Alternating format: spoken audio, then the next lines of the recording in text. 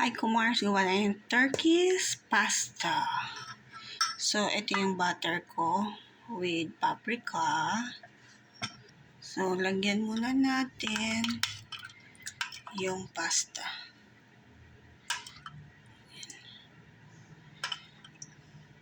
Okay. Then, I will add the beef thing. Yun. Then, I got the yogurt, garlic. So, I will not put too much because I'm not sure if they're gonna like this one. Okay. More garlic.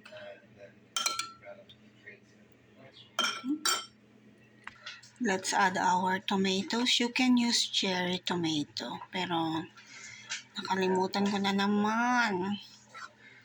Ayan.